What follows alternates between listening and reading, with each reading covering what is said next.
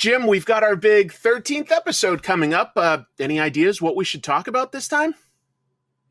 Man, not really. But it looks like actually Friday the 13th in September would be a good air date for this one.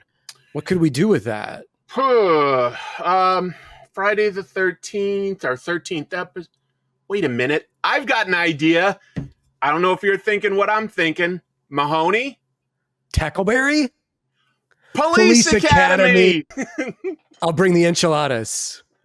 Jamie, hit it.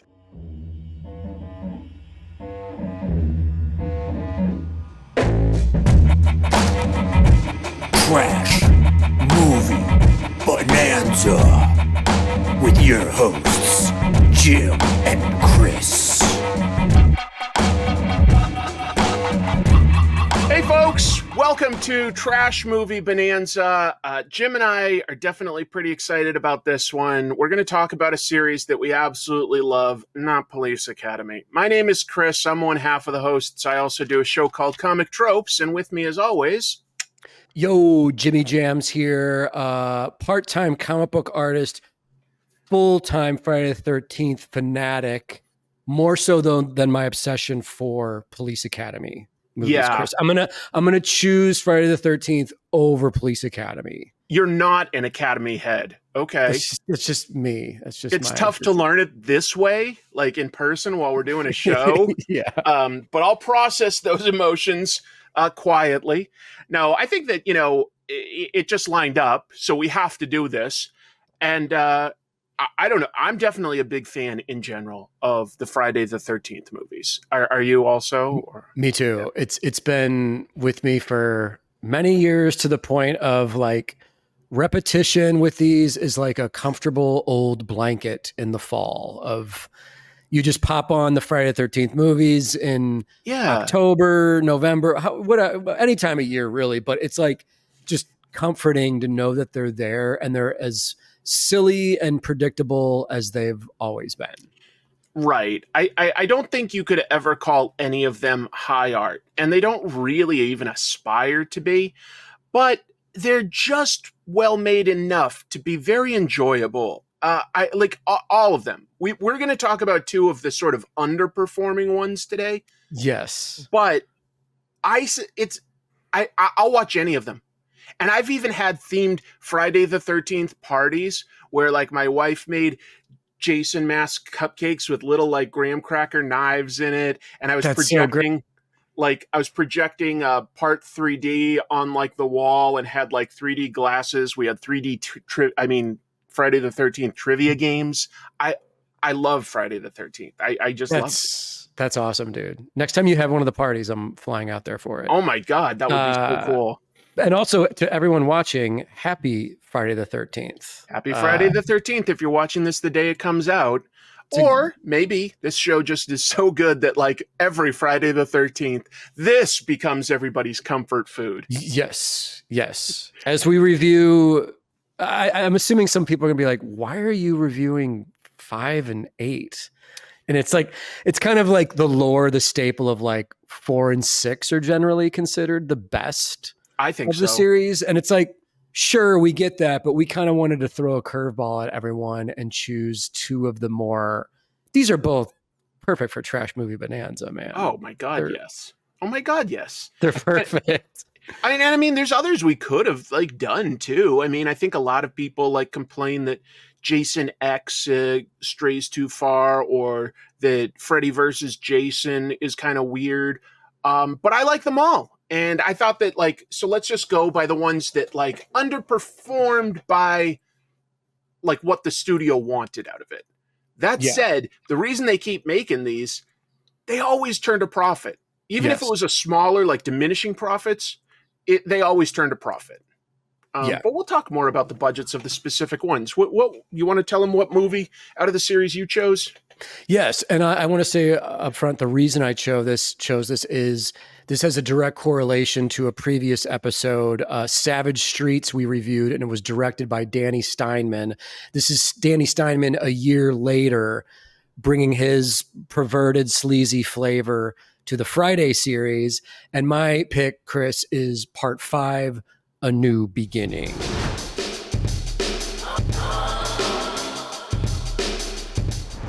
And to start off our chat about part 5, man, it's interesting because part 5 really isn't in the title of the movie. The title is Friday the 13th, ...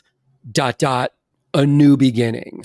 So there's listings of this movie where you don't see the number in it, but the new beginning represents like them moving past the actual death of Jason in part 4. Which like is they honor that.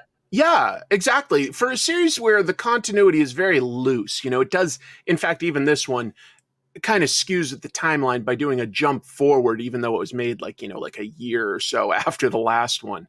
Yes. It's kind of admirable how they do these token efforts to have a continuity or something. And they were like, okay, we literally like definitively killed off Jason in the last one. Like no one could reasonably go like he survived. Like you couldn't. Yes. So they went in a different direction. And I guess the idea was probably supposed to be a who's Jason this time. Yeah. It's almost like they went back to the formula of the very first movie where they did a whodunit. Mm-hmm. And Chris, it's okay to just spoil the concept right off the bat, right? So if you guys don't know, I mean, well, watch these movies, but the hook of this movie is it's not actually Jason Voorhees. It's a copycat killer dressed as Jason going on a rampage. And it's pretty easy to figure out, I guess, if you pay attention, like what is sort of going on. I've seen it so many times that when we're introduced to Roy, it's sort of like the camera spends enough time on him. Yeah, it's obvious once you know, like the things they do to set it up. But because the character who is the killer is not in the movie much, it's easy to forget about him. Yes, that's true. Also, this movie does, whether it's annoying or they're covering their tracks, it does a pretty good job of constantly introducing new characters throughout the flick that get picked off one by one. And I guess this Friday has one of the largest body counts of any of the movies. Certainly up to that point. It's like, I think over 20 people. Yeah. You know what was interesting to me, Jim, is I had forgotten that the kills themselves, they really do cut away a lot. Yes. I had in my head that it was still like really violent through something like 6 or something like that. And then the censors came in. But rewatching this one, I was like, this is so much less gory and violent than part 4. I agree. I was surprised. It's sleazy though. It's sleazy. And that's like the connection to Savage Streets is there's actually more nudity in this than there is on-screen gore and violence.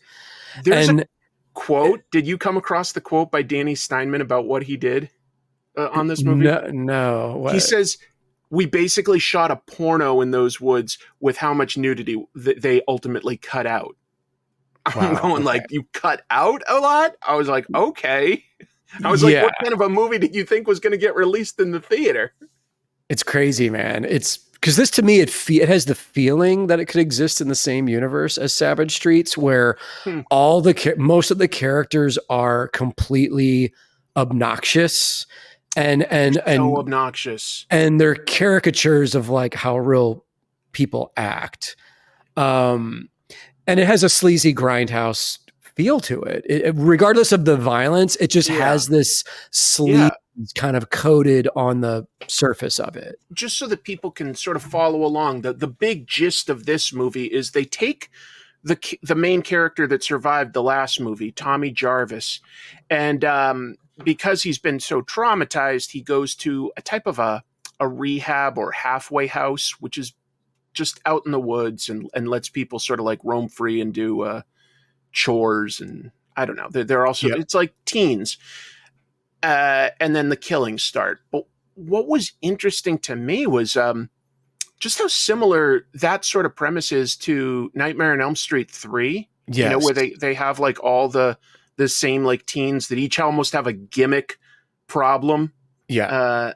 But Nightmare on Elm Street 3 was 2 years after this, so Wow. Okay. I'll give a little kudos to this movie for coming up with that sort of an angle. Just like, okay, instead of just teens at camp or teens that are just like taking a vacation, these are teens that are getting rehabbed because they're either nymphomaniacs or have anger issues or stutter.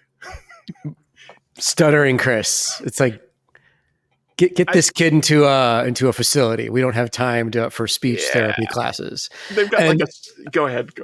Well, and I did want to mention before we forget the flick. We actually get Corey Feldman in the beginning of the movie. I know, to show up. They were able to like go to his house, I guess, and shoot him in his backyard with a rain machine because he was too busy shooting Goonies. And Corey witnesses this, the resurrection of Jason Voorhees. And then it's a nightmare sequence. And we snap to a car ride of 20-year-old Tommy Jarvis being driven to this facility that Chris is talking about. Yeah. So we do get a Feldman cameo, but it's like a 2-minute thing, you know? Yeah. It isn't too long. It's a few minutes. Again, it's like, a nod to having some continuity, which I was a little impressed by. Yeah. They definitely would have liked to have kept Corey Feldman. Functionally, it means that, like, yeah, we've got our second actor playing Tommy Jarvis. And then the cool thing about Friday the 13th is it has like a mini trilogy in the middle because the sixth one also features Tommy Jarvis. Again, a different actor. But it was kind of cool because most horror movies are about the final girl. And for like 3 movies in a row, they had a final guy who was the protagonist. It was a little different anyway to explore that. Yeah. I wanted to say Tommy is an interesting and bizarre protagonist in this movie because he doesn't talk much. And so as a viewer, the first time watching this, you're going to have a hard time like relating to him. And so he gets to the halfway house and we're immediately introduced to like this cast of characters that are there. And the people that run the house, Pam and is it Matt? I think it is Matt. They seem like decent people, and we're introduced to little Reggie the and Gramps and all these characters. There's so many characters. Oh, and the neighbors and the cops. Yeah, dude, you need like a chart to keep track of all of these characters and their names. I've got most of them, but if we miss something, like don't get upset at us, people. It's like there's like 30 characters in this movie. So and then beyond all those characters that we're introduced to in this like huge group scene, like I say, the cops and the neighbors are there along with everybody at the halfway house. Then in this movie, we'll talk about it, but there are kills where they just brand new introduce a new character or set of characters and then kill them off. And you're like, did you need that many characters to like pick off? It's weird pacing to me that they like just introduce these totally separate people that have nothing to do with everybody else. Yes. Yeah. And why are they even being targeted by the killer? Yeah. Well, when you find out who the killer is, you realize, okay, so he went on this murderous rampage, but then he didn't wind up killing Vic, the guy who killed his son Joey. Right. This movie Chris, what happened? Chris, what happened? Set up who Vic and Joey are. I know. I'm jumping all over, but we can do that with these movies. But we totally can. I mean, our big thoughts and talking about behind the scenes is more interesting than breaking down everything in it. But that scene is funny. Yes. How sort of random it is. We're introduced to Joey, who seems to be some sort of special needs. He's a chubby guy eating chocolate, and he's very annoying. He's just trying to be friendly, but he's just getting in the way of everybody. Including, there's this huge muscular guy with like total rage issues chopping wood with a humongous axe. And Joey's just getting in his face going like, well, if you don't want a candy bar, Vic, like have it your way. But I think, you're very in the wrong. And you can just see the rage building in Vic. But I think you're really out of line.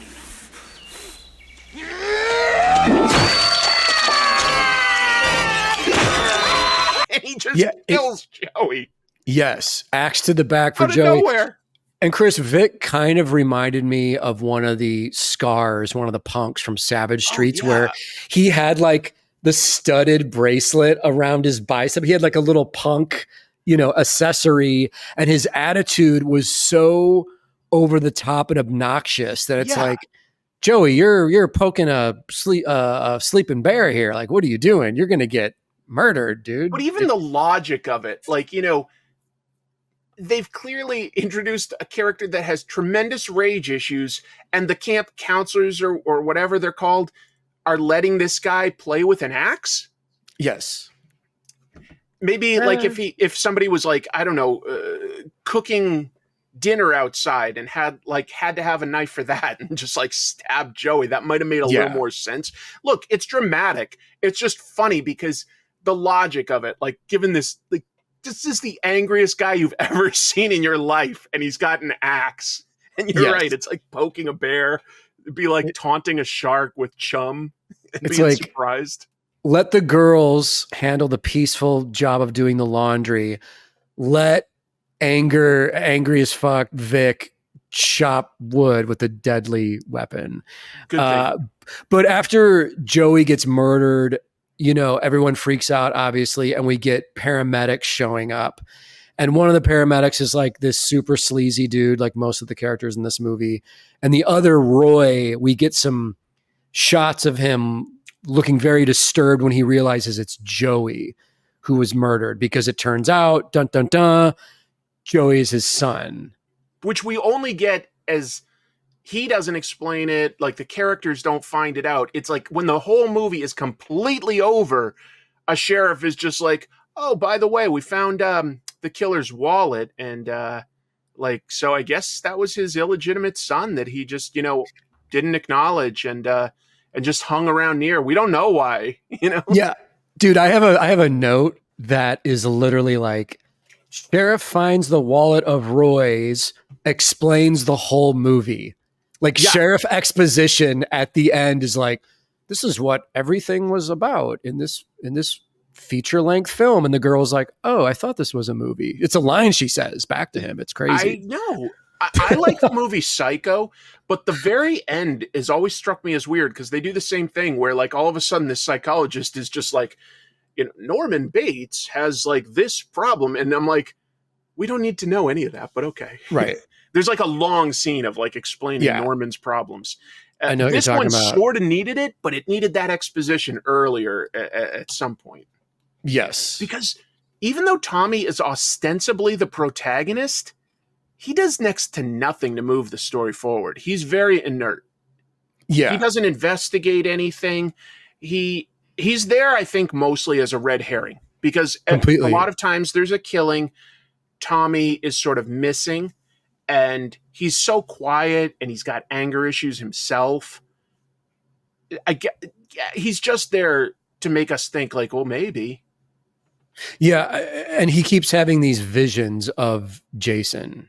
So you're right. I mean, we're introduced. One of the reasons we're introduced to new characters throughout the movie is they're all potential suspects as this new Jason character, I guess. But some of them get killed so quickly after being introduced that you don't know what to believe or who to suspect. True. It's kind of all over the place. That's effective enough for this kind of a movie. It had me thinking the first time, and in retrospect, when I know the killer, I'm sort of looking for the clues and looking for the misleads, and I go, okay, they did a fine enough job.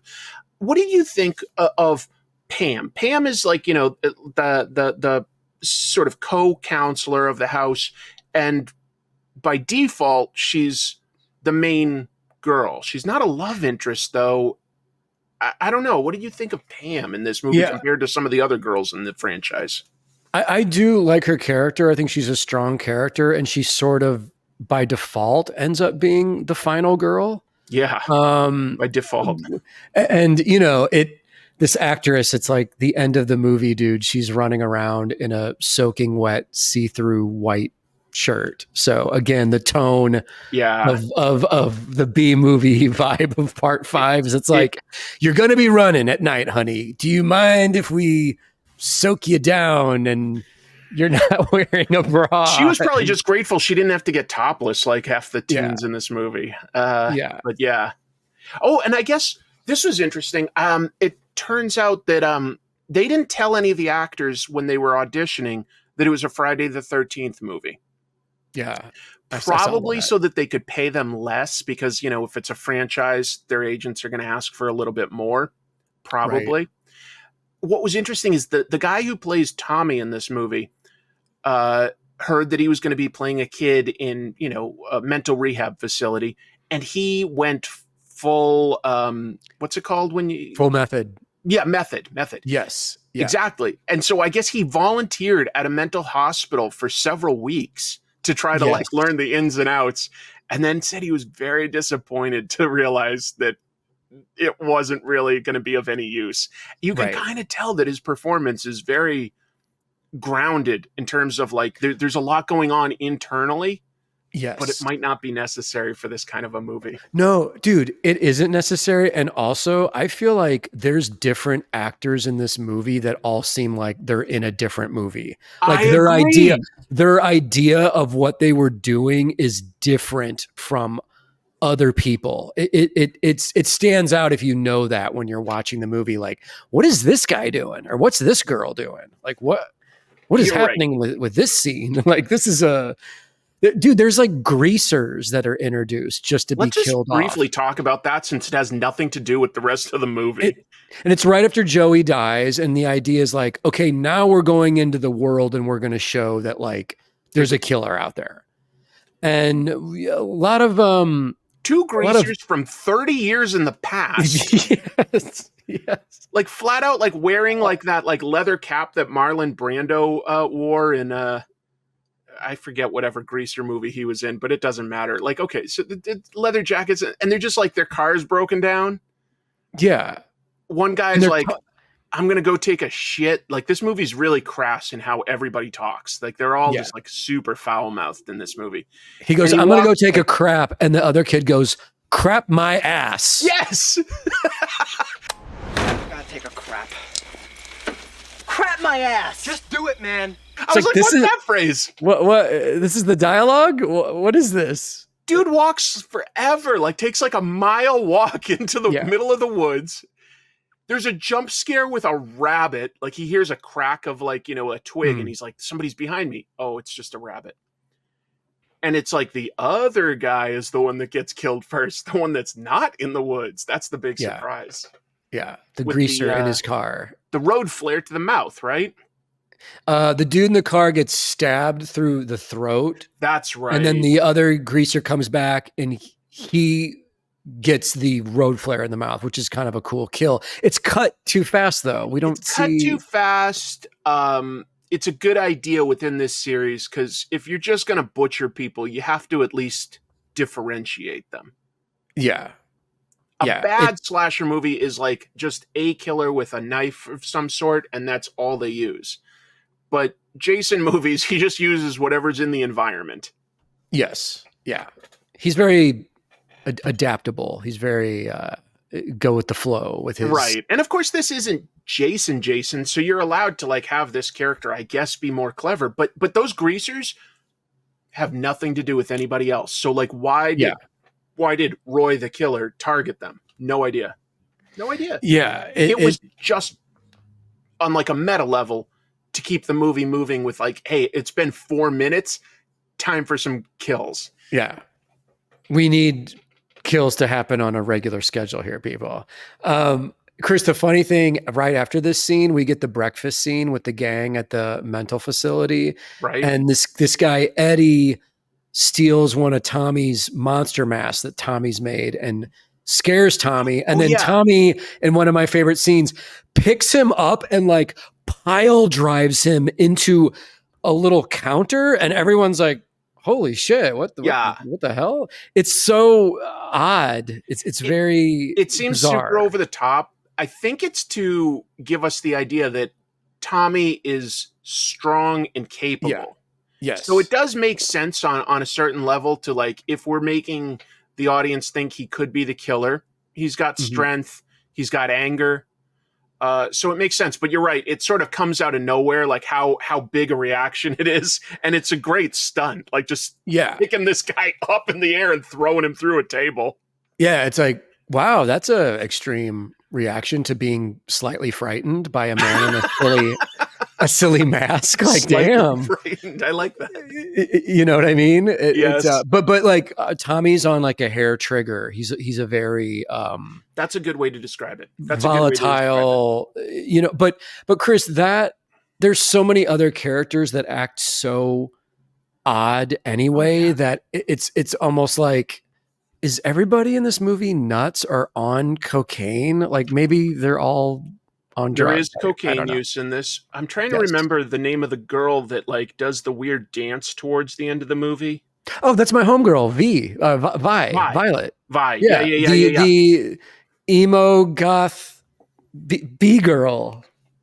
Like, which I love her. In any other franchise, that dance would be iconic. But in the previous movie, we got Crispin Glover doing the craziest dance ever committed to cinema. Yeah. You're not going to beat Glover. You're not going to... That's why 4 was so good. It had Corey Feldman and Crispin Glover. It had like real actors, like name actors, like right as they were breaking in. Yes. Crispin takes the cake, man, as far as it's so good. So bizarre good movie dances go. But it... And I do want to mention the crazy, weird Ethel and Junior, her son, the weird white trash neighbors that somehow have like Southern accents. And this is supposed to be Jersey, right? I don't know. You think I don't know what those two perverts were doing in my yard? Say it like you mean it, Ma. Would you shut the fuck up? I always thought it was supposed to be Jersey, although the next movie we watch definitely seems to imply that it's got to be New York because they're listening to radio that's broadcast out of Manhattan. I always got the sense before that it was supposed to be Jersey. And you're right. Like, I found those characters so annoying. Ethel and Junior, her son. Yes. They're so dialed up past 11 that, like, you're right. They're in a totally different movie. Like, she literally... both of them always have like mud all over them. Yes. They're just dirty. They're just hicks. And they're just like always complaining about the kids at the camp next door. They're the epitome of just absolute like white trash. Just adding to the sleaze factor of this movie of like, is there no just honorable characters in this movie? Like everyone's weird or slightly off, with the exception of Matt and Pam. Basically, I was going to say Matt and Pam. Arguably, the sheriff actually the sheriff in one scene literally tells the mayor that he thinks that the killings that are starting to happen are Jason Voorhees. Mm-hmm. So, like the police actually believe it, and I was like, that would have been an interesting angle to pursue, but he doesn't like actually on camera like investigate anything. It's just that but I was like, oh wow, like a cop that actually proactively believes that it's the killer. Interesting. That would be a way to go.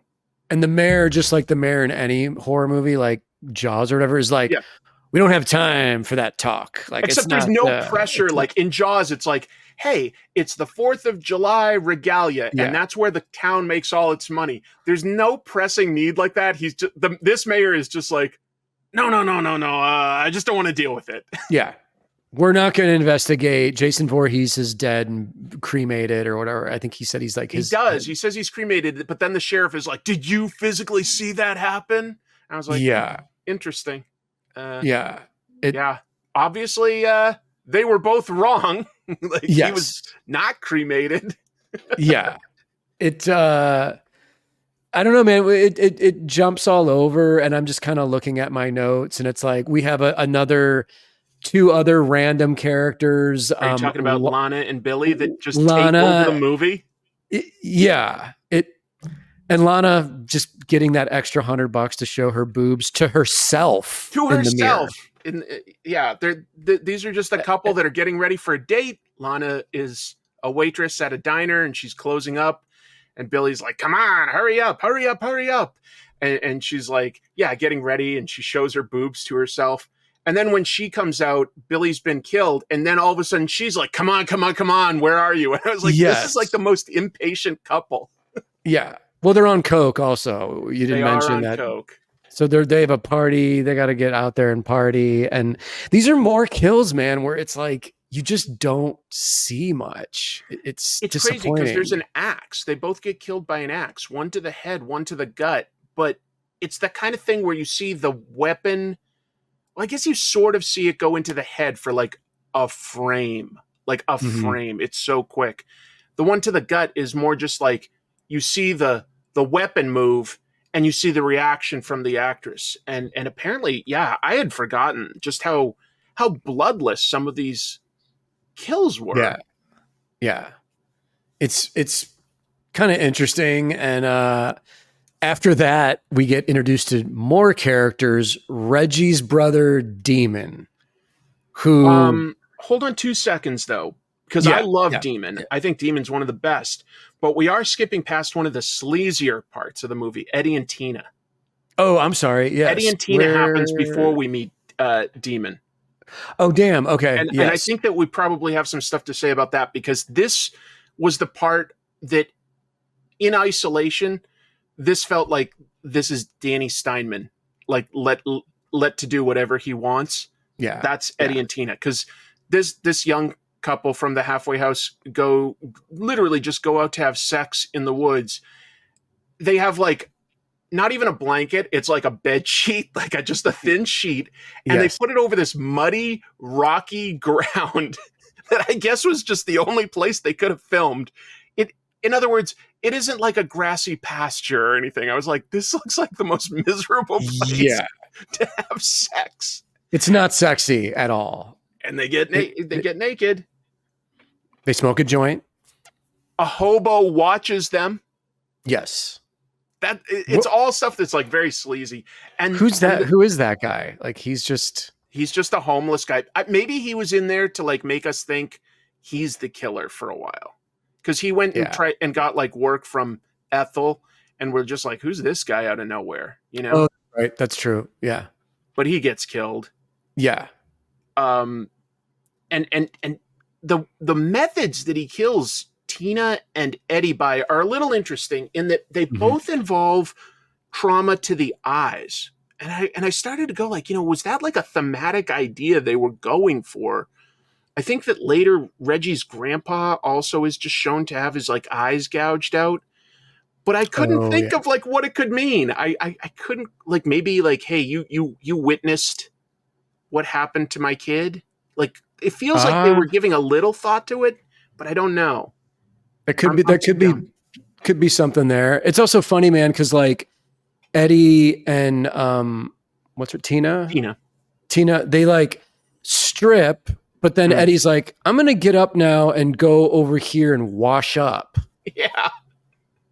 And he just, like the greaser guy, he just walks like a mile away. And then, Tina gets murdered, of course, as soon as he leaves. Yeah. And then we see Eddie walking back and he's just kind of casually like grabbing branches from trees and taking his time. And it's like, dude, your hot naked girl is waiting for you. Like what you're just. It reminds me of that movie Pieces that we started this show with where like a girl's like, come meet me in the pool. And the guy's like, yeah. And then he doesn't go for like 5 hours or something. Right. You're like, what is this logic? Yeah. These dudes, The logic gaps are probably a piece of what makes Friday the 13th entertaining. If it was nothing but weird logic gaps, it would probably be annoying dreck. But instead, there's just like, you can tell they had a scene, but they hadn't had time to block it out, I think. In a movie, like, you get there, you see what kind of environment it is, and usually you've got enough time to sort of block something out so that there's a logic to what the characters are doing. But when it's sort of run and gun, and you're trying to do it fast, you don't usually have time to like make sense of that. You'll just like the director's just like, you're going to like go off like to go to the bathroom or something and then come back and just like, improvise whatever feels normal. Right. It's the movie was done also, sort man, of on the cheap. If you're the filmmaker of these movies or the script supervisor, you have to keep track of all these characters and Yeah. Story. So I guess many I would names. say storylines, but I don't know if that is giving it too much credit. But That's the thing is like, this is a movie where a bunch of things just happen. And the idea behind it is more that it's a whodunit. But as far as a character arc, I don't think you could really say much about Tommy Jarvis, who I think is supposed to be the main character, going through an arc. I don't think that you could really say that Pam or Reggie, the other two people that survive, go through any sort of a character arc. Right. There's nothing there. It's more of just survive. They basically just survive. That's sort of it.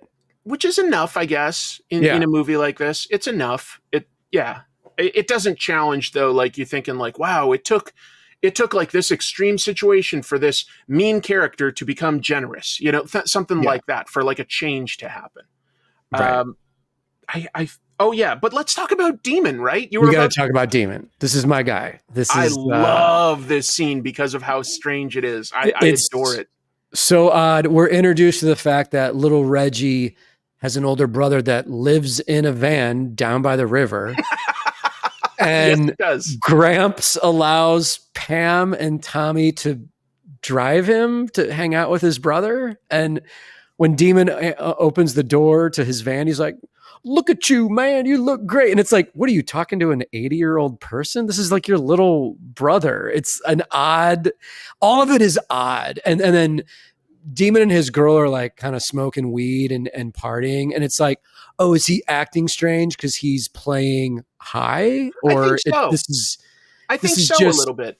But I liked it. It seemed like these brothers genuinely cared for each other. And the only reason like Reggie wasn't really like with him, because Demon is more of an adult, is he's not quite responsible enough, So like Reggie's grandfather is more like allowing supervised visits type thing. But it was kind of charming that like they had a nice relationship together. Yeah. And we got to mention Demon is also in Return of the Living Dead, and he's in a few things. I can't remember the actor's name. Manuel. Chikri? No, I should have. Girl. I should have made a note of that. But anyway, he's great, and his girlfriend Nita. She's also entertained by little Reggie, and is like, nice to meet you. Reggie doesn't stay long. And then, but when Pam shows up, Demon offers her burritos, tacos, enchiladas, pizza. He apparently has like a kitchen in this van, Chris, or a little oven, easy bake oven, where he's able to. Yes. I just wanted to point one thing out real quick. Yeah. The actor's name, Miguel Nunez Jr. And he was in stuff like Street Fighter and Joanna Man, and he was on the Friends spinoff Joey. He was in Jumpin' Jack Flash and Action Jackson, Harlem Nights, Lethal Weapon 3, tons of stuff, just to be clear. Nice. Nutty Professor 2. Yeah. So he is sort of one of those like there's not lots of people in the Friday the 13th movies that you go like, oh, that person, this is one of those guys. Yeah. You know him when you see him. But oh my God, you're right. Like, all of a sudden out of nowhere, like he just sort of goes like, ooh, those damn enchiladas, and runs to the bathroom. Yeah. Jamie, we're going to need a lot of these. I sent you the time codes. We're going to need a lot of this enchilada stuff. And oh, hey, you okay? Oh, some damn enchiladas. Oh.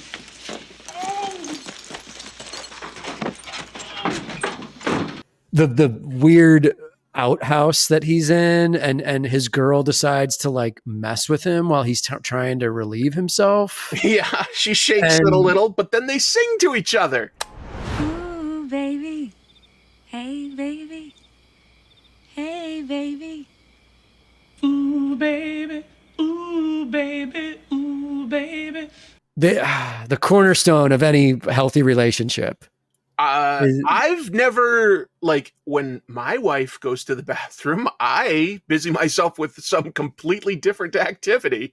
Yes. I've never tried to sing to her, but I will say that this song, I have definitely sung to my friends that have seen this movie. We'll just get going, ooh, baby, ooh, baby, Ooh, baby. Yeah, hey, it's like baby. it takes you out of the movie where you're like, what am I seeing? What It's is so this? weird.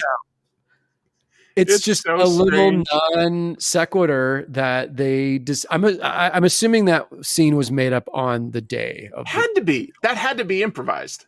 Yeah, Because they're not singing a real song, but they go, ooh, baby, hey, baby. that's the other thing, man. Is that they were probably like, you can't hum or sing any copywritten Yeah.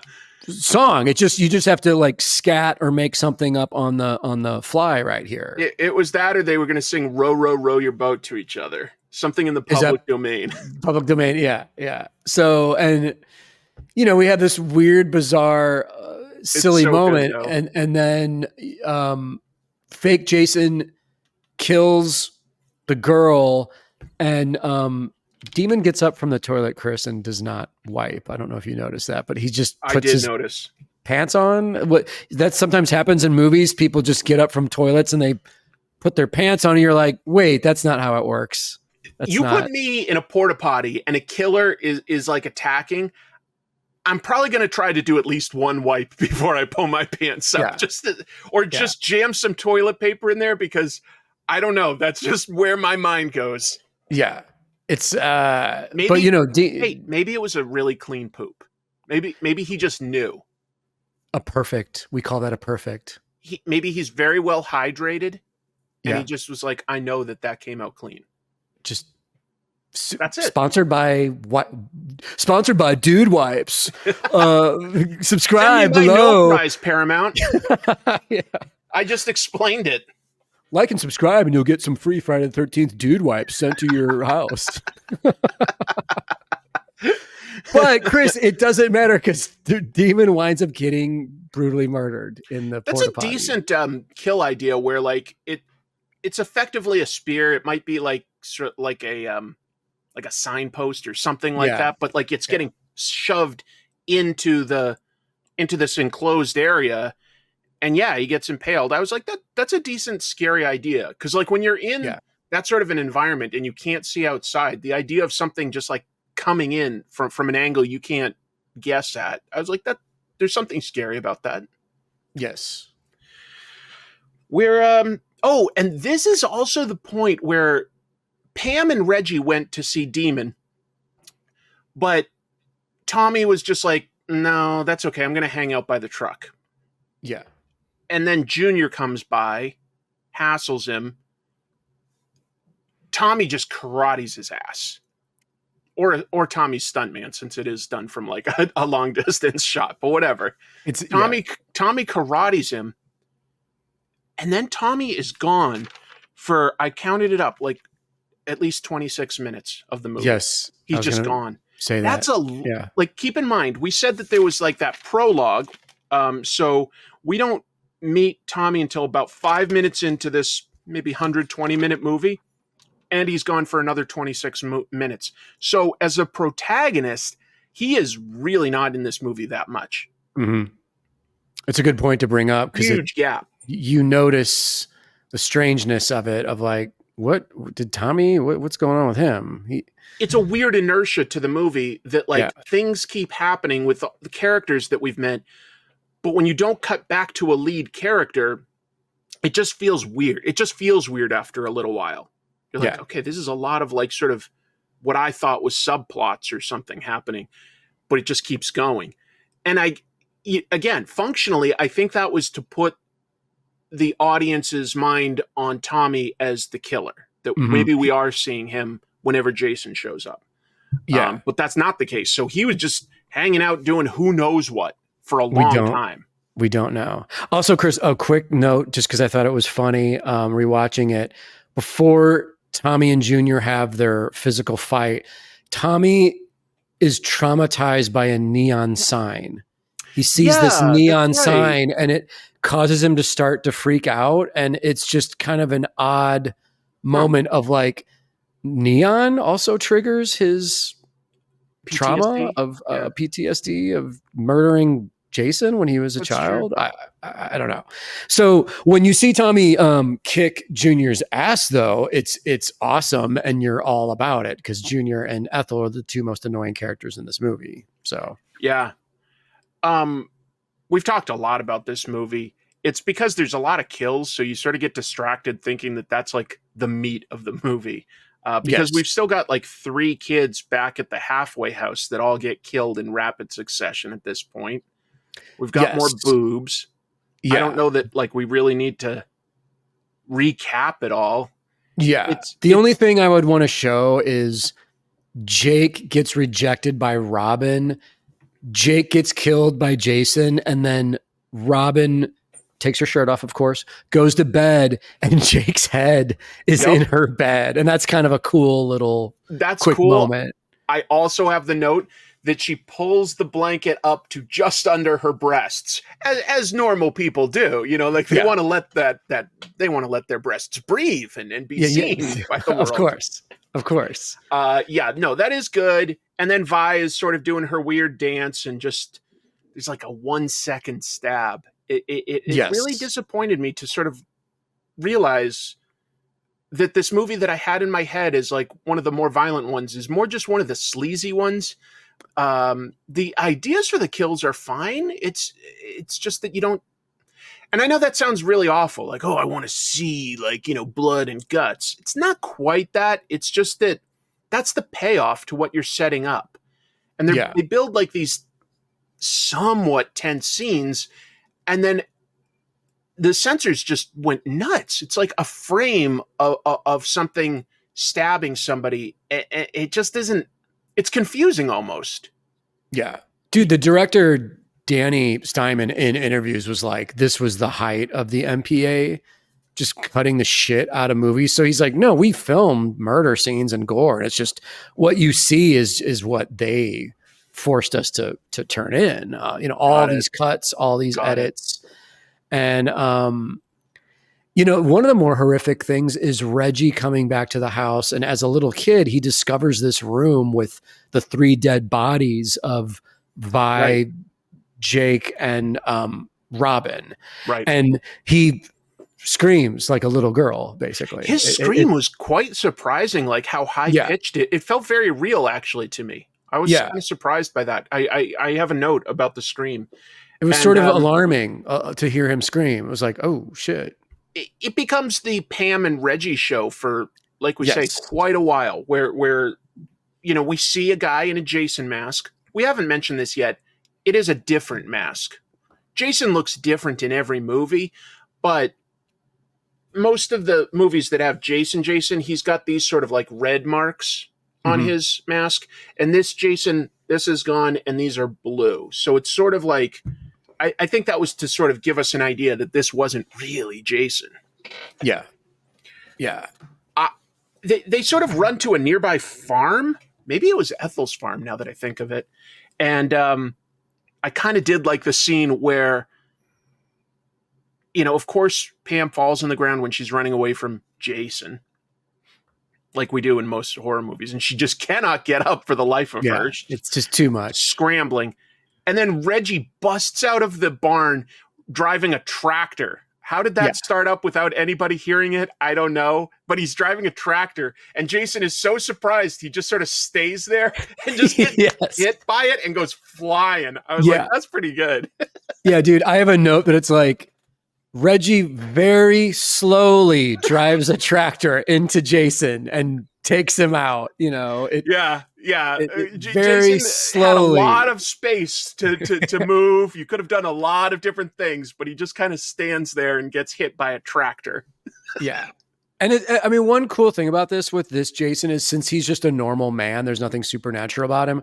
When he does get hurt at the end of the movie, he's getting hurt. Like, he takes the shots, and you can kind of notice like, oh, he's actually slowing down after each hit, or he gets stabbed at one point. And, it does affect him where you're like, this ain't the Jason that we're used to. There's something going on he's here. a little more mortal. He's not quite as tough. You're totally right about that, because he does get up, chase them into the barn, and Pam again surprises somebody with something that should have been too loud, but she jumps out of like a, I don't know, like a shelving unit or something with a chainsaw.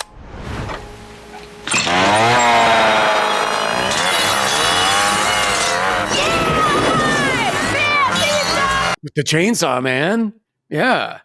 And Pam has really bad luck in this movie now that I think of it, Jim, because things just die on her. Like her truck just dies at one point for no reason while she's driving it.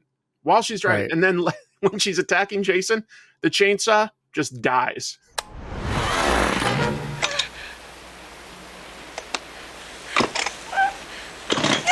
It's a valiant effort, but then she's like sword fighting with Jason with the chainsaw for a little bit. So this was like a precursor to Mandy. You know, like I think Mandy kind of ripped off Friday Part 5 in a way. I think that was the whole goal of Mandy. If you guys want to see a badass, really just surreal, psychedelic type of horror movie that's brutal and cool, man, Mandy is great.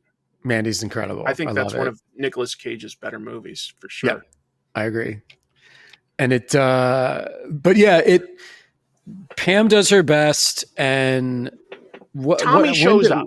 Tommy just sort of like appears because, like, you know, I think like Jason like punched out Reggie or something like that. He has the little machete chainsaw match and like knocks it out of Pam's hands. And then Tommy just sort of shows up at the barn after being missing for a huge chunk of this movie. Yes. But of course, he doesn't necessarily believe that he's really seen Jason because of his like not psychic, but like his traumatic visions. Yeah. Yeah. And it's a little funny that like he has main character plot armor here. Yeah. Because Jason normally just puts a machete through somebody. In this one, he slices across Tommy's chest, which sort of wakes him up. And I was like, that would normally be a kill for anybody else. Yes. Great point. Yeah. Tommy, super tough, I guess. He just... But that also sort of takes him out for a long time. Like the three of them, the three heroes climb into the loft and Tommy passes out. Mm-hmm. We Collapses. can like skip like how the fight goes back and forth, but ultimately, technically, Tommy like revives to knock Jason out of the loft. Yeah. Onto a super conveniently bed of just steel rusted spikes, man, that if you're hitting that, you're 100% dying, which happens to Roy. The mask flies off. It's Mortal Kombat. It's like, well, I looked at it and I don't understand what that's supposed to do for a farm. A bed of spikes. It just great convenience, great planning. But and you know, that's the big, I guess that's the big reveal is it knocks off his mask. That said, they give a close up of Roy's face. It is night. It's a thunderstorm. He's like now dead in between the spikes and everything. And the mask is just sort of torn conveniently around his face. I couldn't tell who it was the first time I saw it. I had the same thing. Who the hell is that? Same thing. Yeah. I remember watching with friends and the close up comes and I'm like, who is this? And my one friend who had seen all these movies was like, it's the paramedic guy. I'm like, what paramedic guy? Like, we have to rewind to see who it even is. We have to rewind now. I still can't tell. I still can't tell. So and then we get kind of a cliche wrap up scene of Tommy recovering in the hospital, fake out dream sequence with Jason standing over his bed. And then an almost Halloween 4 type ending where Pam comes in the room, Tommy's out of his bed, and it's revealed behind her, Tommy's rocking the Jason mask and has the knife. Why did the cops let him take that mask to the hospital? I don't know.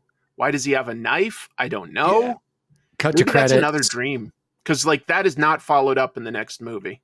Yeah, because 6, we pick right up with Tommy and Horseshack from Welcome Back, Kotter going to murder Jason. There's no mention of like Tommy ever being a murderer or anything. It just, this mythology ends at the end of 5, but we still get Tommy as a character in 6. Yeah. But Yeah. This one's basically functionally ignored by all the other movies. It's never mentioned in any way again. It still fits. It's still like is something that probably happened, but yeah, it's never mentioned again. Until we brought it up today. We're so brave. Chris, one note before we've talked about this movie a lot, but one Yeah. more thing I wanted to mention real quick. An interesting idea is it ironic that the fake Jason actually kills more people in this movie than the real Jason has done in previous movies? It's like, this guy's better at Jason's job than Jason Voorhees. Well, I guess he's a paramedic. He knows the human frailty, the human condition. He knows, unlike Jason, that a flare gun to the mouth can kill. Right. I just thought it was an interesting thing. Like, oh, this guy is not messing around with the kills. Sequelitis. Everything has to outdo what happened before. Yeah. And I mean, if they'd just focused on some of the main characters and cut out those scenes of like the people at the diner, the 50s greasers, it means we probably would have gotten to know the main character, like Tommy, Pam, Reggie, could have gotten to know them better. But that's hindsight. It's a sleaze fest. It's not the goriest, but it just feels like the dirtiest of the Friday the 13th movies. And we didn't mention, but when Ethel and Junior finally get murdered, it is completely satisfying. It's awesome, and we wanted them to go. You're so relieved that they're out of the movie because their obnoxiousness. Screaming. And Ethel's mouth is foul. She calls her son like the most offensive things. Yeah, it's bonkers how sleazy it is. Making her gross stew and your stew. So. Anyway, if you're going to watch part 5, I would recommend a double feature where you do 4 first, 4 and 5, because 4 is like the more legitimate, straight up, just classic Friday the 13th, with a more likable cast and more gore and it's more complete. And 5 is like this weird bastard stepchild of 4 in a way. They basically saw that people just. They wanted Jason, so they brought him back, and so like part 6 through everything else, actually, he's functionally a zombie that heals. Yes, and so like he's very much a zombie in my choice, which I think we can talk about now. Let's go. Friday the 13th, part 8. Jason Takes Manhattan. Takes Manhattan is definitely an overstatement. I think we can agree.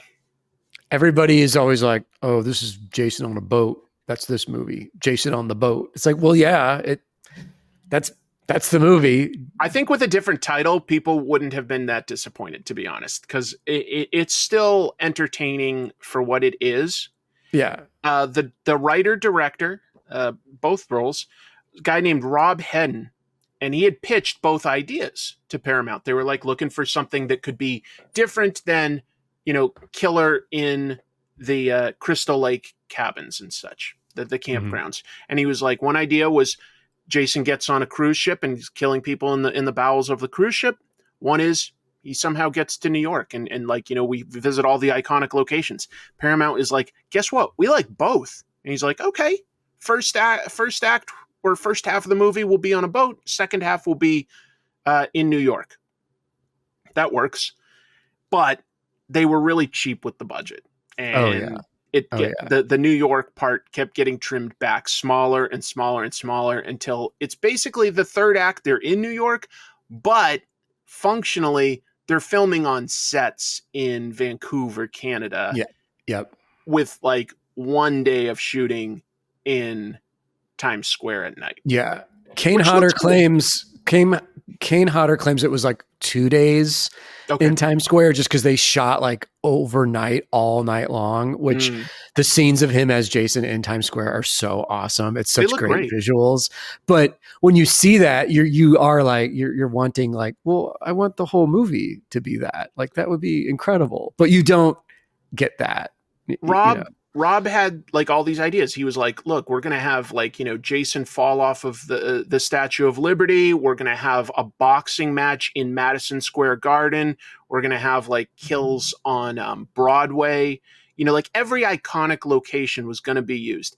Now, fortunately, some of the sets can, cover for that. Like, the subway, they go into the subway eventually. Yeah. There is some New York stuff, but again, it's at the very end of this movie. So we'll sort of loop back to that.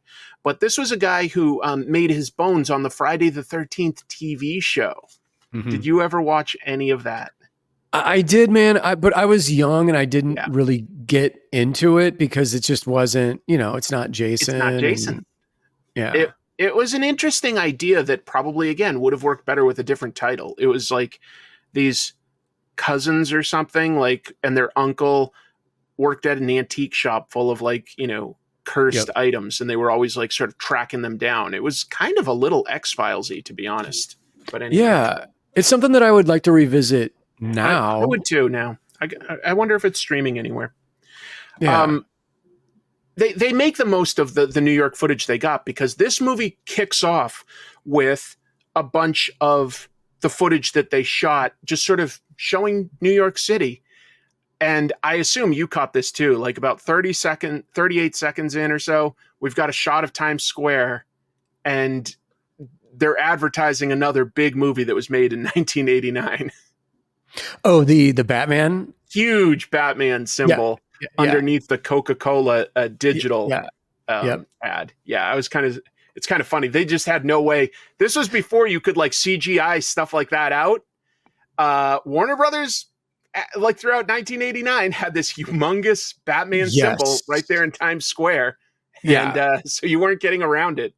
I was going to say, man, you can't escape the Summer of the Bat. Like, even if you're filming anytime that year in a major city is going to have that billboard. You can't avoid it. Kind of funny though. Kane Hodder's second time in his 4 times playing Jason. Mm-hmm. I think his best look was in 7, where he's just the best makeup, where his like back is exposed and his mask is all torn up and stuff like that. This is mostly a very good looking Jason. He's very wet and slimy. He's slimy in every scene, but that's okay. It's cool. Yeah. What do you think? Kane Hodder, like best Jason, I guess? Yeah. I the best Jason movies. I like him. He's the most like proactive Jason because he's actually always like breathing. He has that breathing chest movement, which is like he's just filled with just pure murderous rage all the time.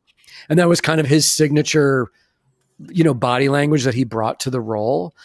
He's also a legit stuntman and will allow himself to be lit on fire like he does in 7, one of the best fire scenes. Yes. And the longest ever.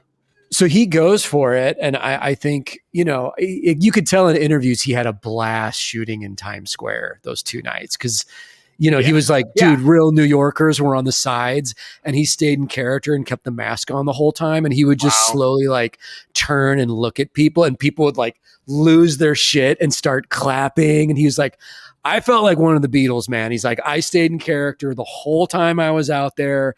And it was really, really awesome and fun to interact and cool.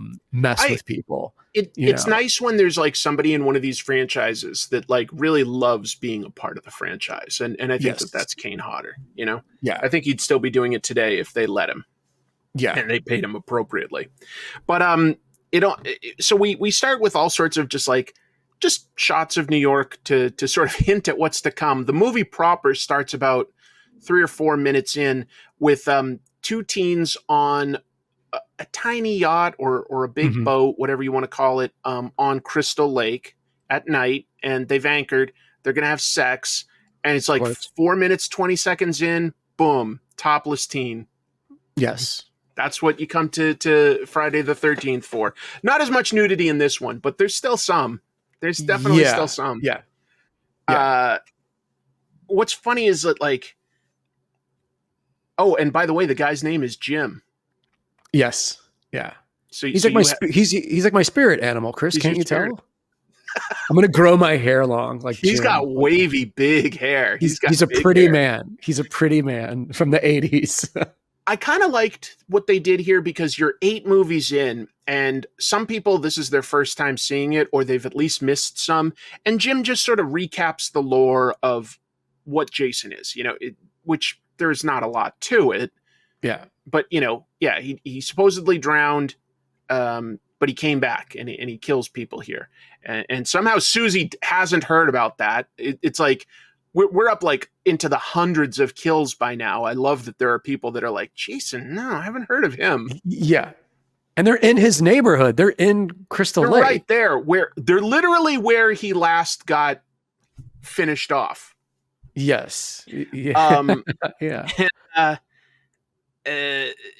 The only thing that was a little funny is that he recaps everything, but they don't actually show any footage from the previous movies, which I thought was weird because they definitely did that in like movies like 3 and 4 and stuff like that.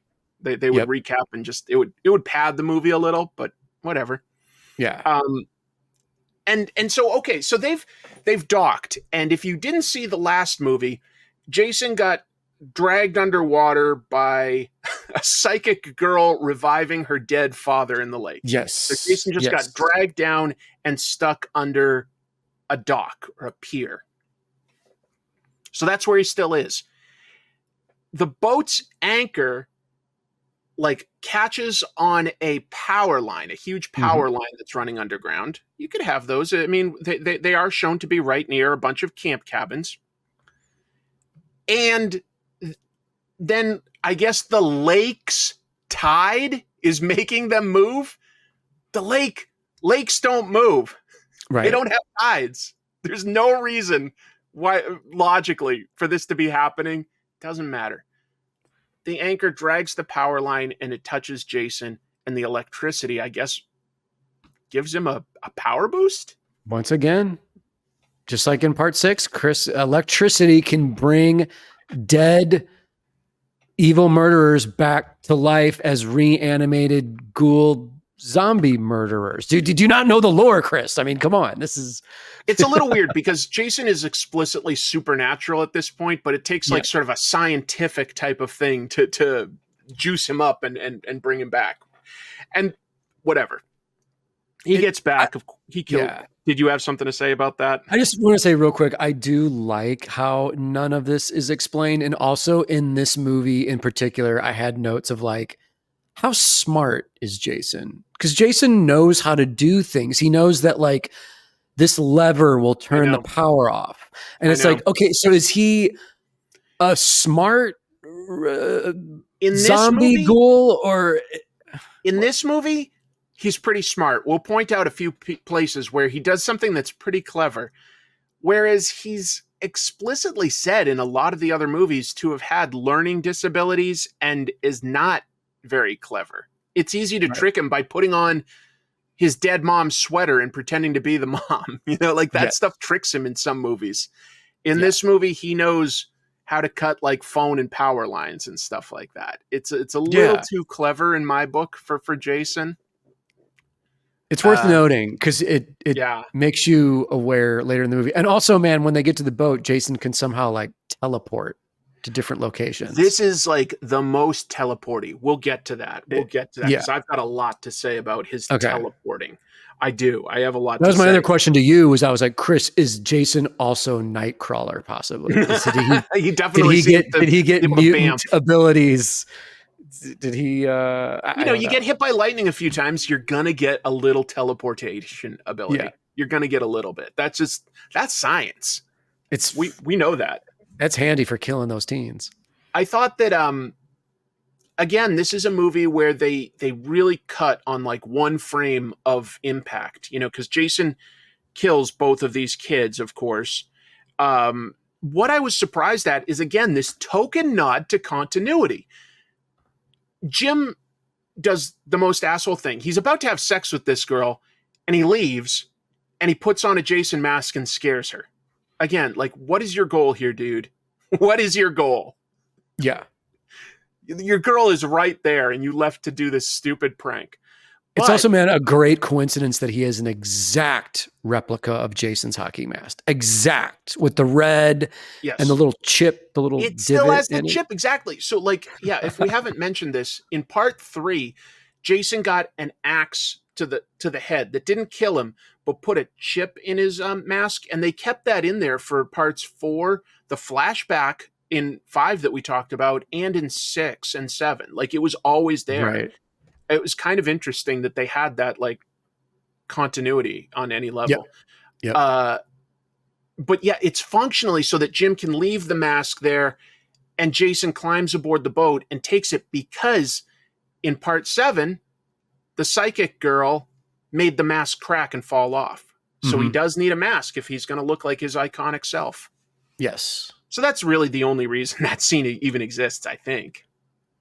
Let's get some teens killed. Let's get some toplessness, and let's get that mask back on Jason. Yeah. And then we get to meet like a bunch of characters, maybe not quite as many as 5, but there's a graduating class from, I guess, Camp Crystal Lake or something, graduating high school class, and they're going to go on a cruise ship to Manhattan. Don't understand how that works. I don't either. Like, Yeah. how does the lake connect to the ocean? Other than potentially, like, are they saying that they're going like way up a tributary into, like, you know, I don't know, Lake Huron or something, and all the way out to the Atlantic Ocean? It's kind of stupid. Yeah. It's kind of like the biggest plot hole. They could have just said that they drove out to the coast, maybe. I don't know. It's funny though that the filmmakers are not worried about this. They don't care. They're just like, they're kids on a boat. They're going to party, and then we'll get them to Manhattan. It's like, how does that work? You don't need to know. And it doesn't look anything like Camp Crystal Lake in the previous movies, because now they're filming in Vancouver, and there are massive mountains. Yeah. Which, it used to just be like kind of flat, maybe hilly, but like trees. It was filmed in, I think it was filmed in Jersey for the first movie, right? Yes. Yeah. It doesn't look like, but whatever. That's unimportant to enjoying the movie. That's unimportant. Our main character is Rennie in this one. Rennie, kind of, I guess she's described as sort of bookish and shy. And what'd you think of her for like a main character? I thought she was okay. She's not my favorite of the Final Girls and of the Friday Girls. She's kind of, like you said, kind of nondescript. But she has some sort of psychic link to Jason. She witnessed him, or no, she fell in the lake when she was a kid. Well, so what Jim's talking about, like, doesn't happen this is so very, very end of this movie. Yeah, I'm jumping all late over in the it. movie. There's a flashback. There's a flashback to show that her guardian, her Uncle Charles, who also happens to be a teacher at this school, and he's a total jerk. Total asshole. He shoved super young Rennie into the lake to learn how to swim. And apparently, little kid drowned Jason grabbed her legs and like pulled her down for a while. And throughout this movie, she sort of sees the ghost of that, you know, young Jason. But how does any of that make sense? I couldn't tell you, because all the other movies say that, like, the camp counselors thought Jason drowned. No, he survived. He grew up as like a hillbilly in the woods and you know, was filled with murderous rage. And either way, he's definitely still physically present in this movie as the killer. Mhm. And then sometimes there are literal scenes where Rennie is getting attacked by Jason and she sees the ghost of little kid Jason watching it.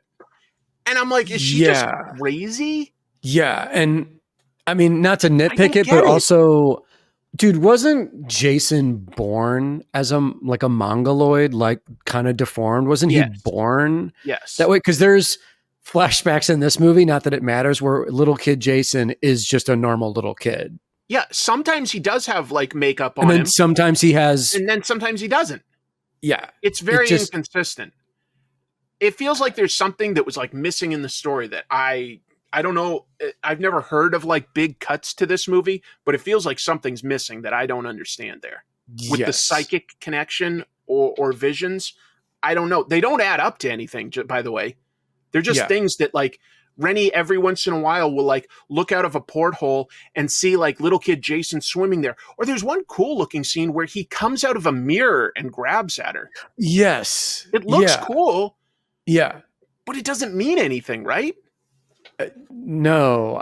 It's kind of baffling, but it's also like, is this their weak attempt to be like, we got to throw in Jason Lure into this movie. We got to show he was the little kid. It's like, well, why bother if it's so inconsistent?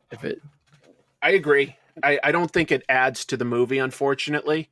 We'll get to just exactly how bizarre it is at the very end of this movie, because the way they beat Jason in this movie is easily the craziest of any of the movies. Easily the craziest. But so Rennie gets on a boat, and I guess like there's supposed to be a whole high school graduating class. We meet maybe 12 characters. Mm-hmm. So this might be a very small graduating class that spent an absolute fortune on a cruise ship. Yeah.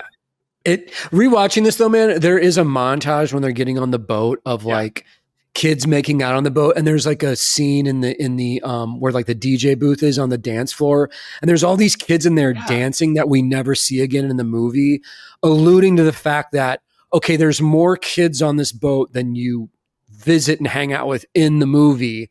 But then Chris, does that mean at the end, towards the end when the boat catches on fire, we only have that small cast that makes it to New York? Does that mean everyone else just dies on the boat? Or I think so. I think Jason got them all, because there's a scene towards the end where Jason has like basically set the ship on fire and it's going down. And there's two teachers chaperoning this event, Charles the jerk and some lady that's like, helps mentor Rennie. Her name? She's really nice. I can't remember her name. It's not important right now. Yeah. She had gathered mentor lady, the council. Yeah. And she'd gathered a bunch of these extras in one scene very briefly in sort of the restaurant area, and then left and connected with all the main characters.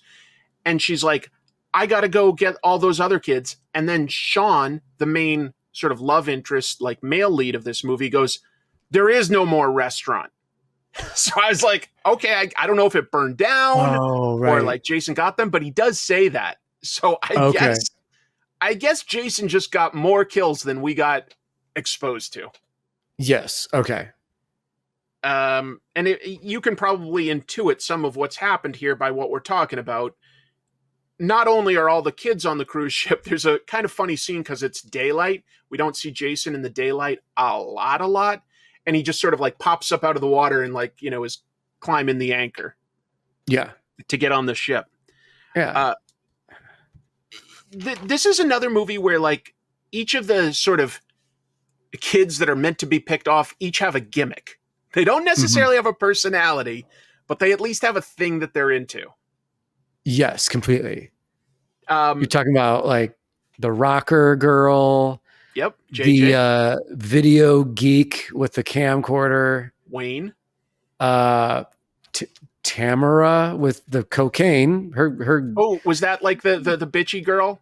Yeah, like, Tamara we haven't had a and bitchy white girl in this movie, in these movies for a little while. Yeah, it's good to get one back. Tamara, stereotypical. She was like head cheerleader. Yeah, and she's friends with the cute Asian girl Eva, who wears suspenders on the front of her outfit. Chris, it's like 1989. Was that like Criss Cross? Criss Cross will make you jump. Yeah. Suspenders were popular right around like the early 90s anyway. With 80s fashion, man, we talked about it with our Vigilante episode. It's like, whatever. There's no rules. Whatever you want to throw. Tamara's hair. Like, I've got a little tiny pompadour going here today. Tamara's is like up to here.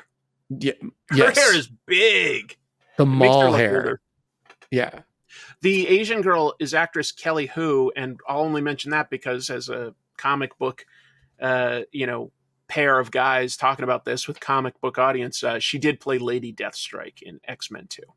Yes. As well as a bunch of other stuff. But yeah, like, so this was like, that's years movie. After Friday the 13th. Like, she's 15 years. Still looked great. Well, she was legit. I think probably like a teenager here. Mm-hmm. Yeah. Yeah. So there's a bunch of guys. all doing different stuff. One weird thing is, and I don't know why they really even went to the trouble of this. Rennie has a dog, a border collie, and she's allowed to take it on the boat to New York. And then there's no scene where the dog does something to like save the day or help or anything. So it seems like that would have been a lot of extra effort for the film crew to sort of wrangle a dog, even if it's a smart, well-trained dog. It's a great strange. point. Great point to bring up. I saw interviews with the girl who played Rennie, and she actually mentioned that the dog was the most annoying part of the shoot. She was like, she's like, we had to wait for this damn dog to like sit or lay on the bed. She was like, I had nights where I was like, we're going to be here till 6 a.m. trying to get this damn dog to lay down on the bed. Like, why is he in the movie? I know he's cute, and it's nice that like Rennie has this, sort of affection for something other than herself. But you could have just had it like at the dock. It's very strange to think that like, just because, yes, if they made it today, there are therapy dogs. But I'll tell you something. In 1989, that just wasn't really a thing. It just wasn't. No kid would have been approved to take their dog with them on a boat to New York City. It just wouldn't have happened. It was very strange. And that must have made this movie a little tougher to make. Yeah. Chris, this is a deep cut. This dog is no Gordon. Gordon, the dog from part 4. That's Corey right. Feldman's dog. The beautiful, friendly golden retriever. Yep, golden retriever that jumps out of like a second-story window. Goes out of the window, dude. When Jason shows up, the dog's like, screw this, I'm out of here, and jumps out of the cabin and flees to safety. I would jump off the roof. Thank you. I don't know. I don't know what I'm doing there, but that is kind of funny. Gordon made more sense. It was a family dog. They probably didn't have to do too much with him. Whereas this dog is like on a boat, and sometimes he's in like, if not New York, he's at least in Vancouver cities on like in alleyways and stuff. And it must have been a nightmare to get him to just stay still. Yeah. So if we haven't made it clear, like some of the characters in this, they have interests. I would say that they're a lot less engaging than previous movies. Rennie's okay. Her sort of love interest, Sean, is also just sort of generically good. Mm-hmm. His father is the captain of the boat, which gives him like some sort of background. And it means that like everybody puts pressure later on him to know how to navigate. Right. Okay. But the most interesting character for me in this movie is Uncle Charles. He's just a total jerk. He's just such an asshole. He stands out. And it's also like, why is he such a dickhead? Like, what is his backstory? Like, what? He's very protective of Rennie in a bunch of scenes, but he's still the guy that shoved her off the boat into the lake to potentially drown. I guess he thinks he was toughening her up. He's very protective, and he like snaps at everybody that like interacts with her. And Andy's just a jerk to other students. He yells at, what was it? Tamara was the white girl. Mm-hmm. They're on their cruise, like their class trip, and he's like, I still need your biology final delivered, and if you don't, like, you don't get to go into New York City with everybody else.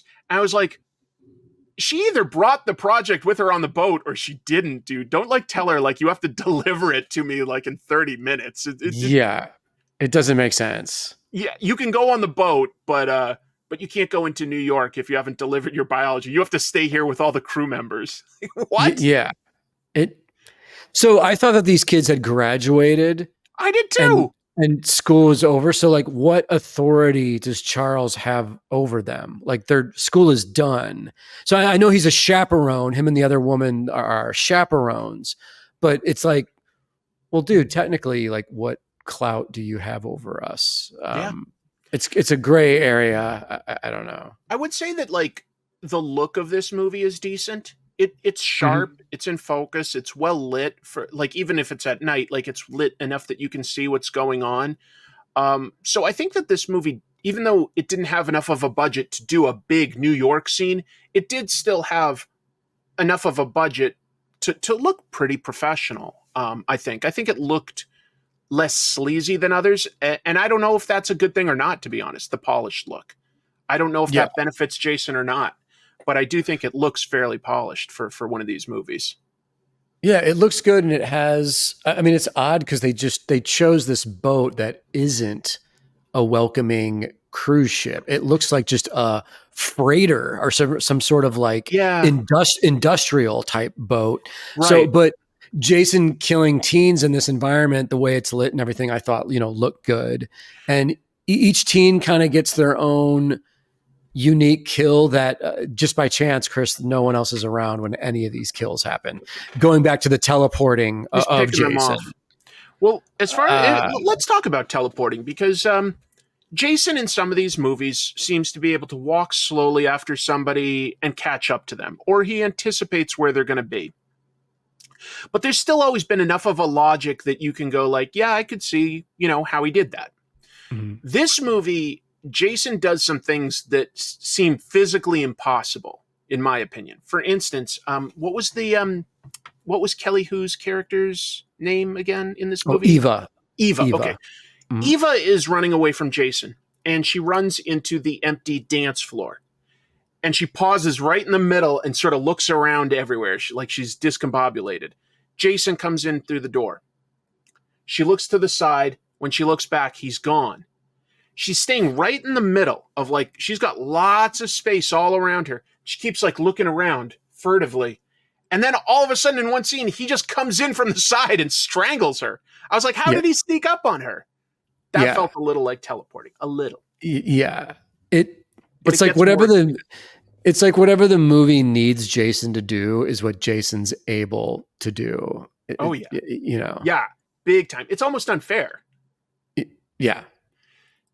There's sort of a guy that I don't think he even gets a character name or a personality. He's sort of a surfer dude looking guy with a bright windbreaker. And he's getting chased by Jason sort of inside the cabin. And the kid gets out of the door and jumps down onto the deck and runs forward. And Jason is ahead of him at the prow of the ship. And I was like, there's no way. There's literally no way. Jason was behind him inside. There's no other way that he could have. Anyway, that is an example of Jason effectively teleporting. Yes. And the kid who climbs up the mast. He's the kid. That kid, yeah. Yeah. And Jason pulls him off and throws him onto, I don't know, a weather vane or something like that. Yeah. Yeah. There's some questionable sort of kills in this in terms of, how that, because he falls on some fairly thin metal that I think would have just broken and crumbled, but whatever, it impaled him. That's more dramatic. There's a scene. Maybe should I just go ahead and jump to them getting to New York? Yeah, I mean, well, I was going to mention we do get some cool kill. The rocker girl gets killed by her own guitar, which is kind of fun. It's a good idea. It's one of the ones where we don't see it. Yeah, and Wayne, the video nerd, Wayne's a good kill. Gets a cool kill where Jason throws him into the control panel of the ship is in the basement, Chris, and it just ignites everything on fire. Yeah. I wrote electric table ?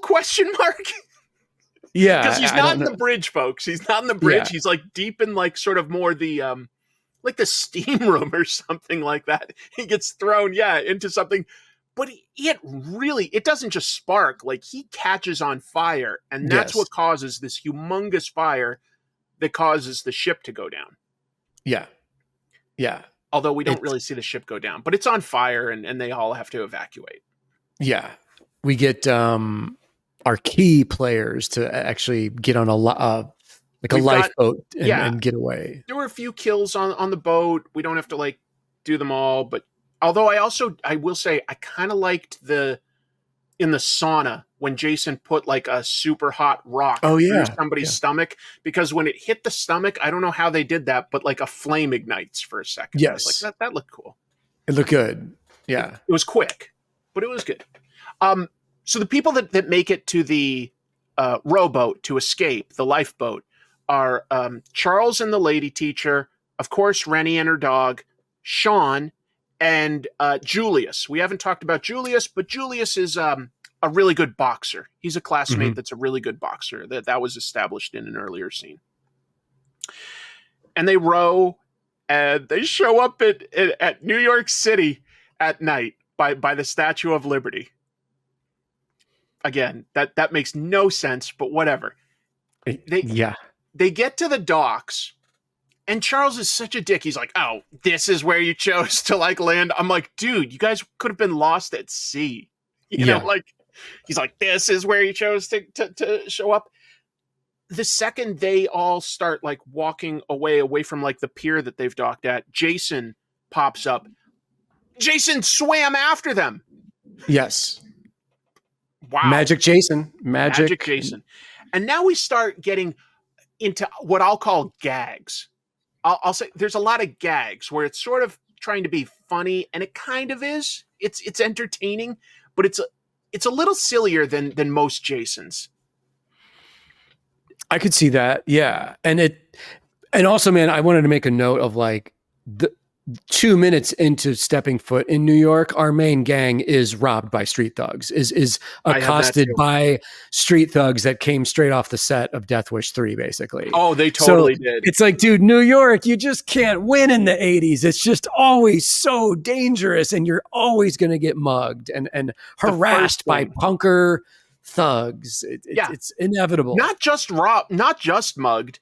They also abduct Rennie, like at gunpoint. Yeah, gunpoint. So like the others can't like chase them. Yep. And then the first thing they do is decide to give her some of their drugs. You know, people are famous about wanting to give away their drugs, their expensive heroin. Yes. They shoot her up with smack. Which is just nuts.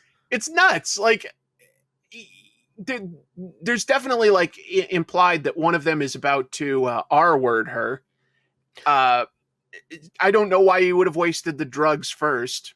The other guy just wanders away. There's two bad guys. One just is like, "I'll see you in a few minutes."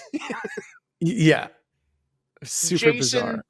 This is like the era where the audience is starting to root for Jason. They want creative kills and stuff like that, and we're totally okay with him killing a bad guy.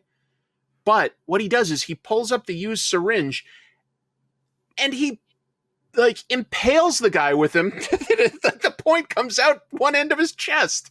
Yes. This thin little needle didn't break off or anything. It went through the guy. Is this needle made of adamantium? Adamantium. This guy's got good drugs. It's a Wolverine syringe of some sort. They also have the gag of Jason climbing up and looking at a billboard, and the billboard is, of course, like, you know, a hockey mask. Yes. It's not New York Rangers. That would cost money probably to license, but they just like hockey. It's a generic like graffiti for spit. It's just like hockey. Yeah. It's a generic just hockey man. Like coming soon to an auditorium near you. Hockey, New Yorkers. And then Jason literally turns around, like the billboard's in the background, and Jason turns around and looks at the camera, and we've got like both hockey men, and he's like, "Can you believe this?" Yeah. He makes that gesture. It's like, how did I get up there? Yeah. That's what I'm thinking he's saying is, how did I get up there? Yeah. This guy, I mean, we're taking it for granted. We don't know the lore, but is this Jason's first time leaving Crystal Lake? So yeah, it absolutely the city is. has to be this baffling experience for him then. He adapts you get a well. little bit. You've got a couple scenes of him sort of like looking at things and like not quite comprehending. I feel like the strange thing is Jason tracks down Rennie to the point where he's ignoring all these other people that he could be killing. In most movies, he'd be going after the easiest victim. He might like target one person, but if anybody else is easy game, he just kills them. Yeah. Not in this movie. In this movie, like the characters all get sort of separated because Charles is like, we should split up to find her. And Jason just starts picking people off. The one I think is really cool, though, was the fight with Julius. This is a legendary scene. It's good, right? Yeah. You can tell that this was probably meant to be the thing that the director talked about wanting to have in, say, Madison Square Garden. I don't know if that might have been ridiculous, honestly, compared to this, because the kid, Julius, tries to escape and he climbs up onto a roof. When Jason chases him, he's like, okay, you know what? I can fight. It goes on for a while. It goes on for like over a solid minute of this kid like actually just punching Kane Hodder a lot. Quite a bit. To the point where you can see that he's getting winded and he's making sloppy punches and missing because he's done so many. You know, Jason just sort of absorbs the punches and sort of keeps getting knocked back, but he doesn't get knocked down. True. And then Julius famously just goes, take your best shot. Motherfucker.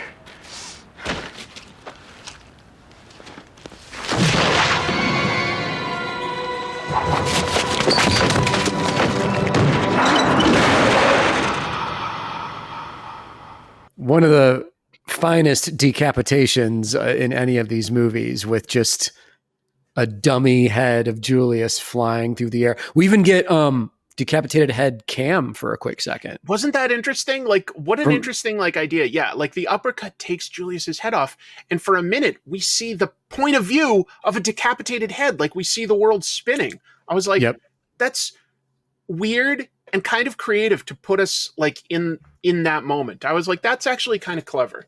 That's not bad. It's surprising. It's surprisingly innovative for this budget of a movie. Yeah. We get a cop. Charles found a cop. The rest of everybody gets together. Jason instantly kills the cop, and Rennie gets in the car and drives everybody. And they're all like, slow down, because she's still high. She's still high, super high. And Jason teleports again in front of them. Mm-hmm. There's no way he should have been able to do that. They drove away while he was killing the cop. Now he's in front. She runs him over, but she's still so high, she drives them right into a brick wall. Yes. Yeah. Just endangering everyone's life. Like, it's a little funny. Well, not just endangering everyone's life. I totally missed this in the moment, Jim. Everybody gets out of the car okay, except for the female teacher. Yes. Yeah. I totally missed that at first. I was going where is she? Where is she? And I had to go back and I realized she never got out of the car, which explodes. Yeah. She goes up in flames. So I guess Rennie dramatic. Rennie kind of took her out. Yeah. That's dark. That's her fault. And Chris, this nice woman gave Rennie one of Stephen King's writing pens in the beginning of the movie, which she was able to use to she stabs Jason in the eye with it on the boat. Stab Jason in the eye. That looked kind of cool. Yeah. So take that, Jason, courtesy of Stephen King.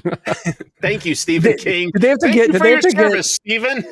Chris, when something like that happens, do they have to contact the Stephen King estate and be like, can we use Stephen's name in this shitty Friday the 13th movie as a nod to him? Or it's a good question.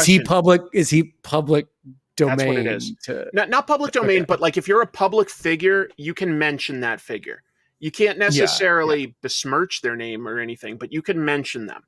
If it was one of his actual books, then they might have had to get the rights from him for that book to appear in the movie.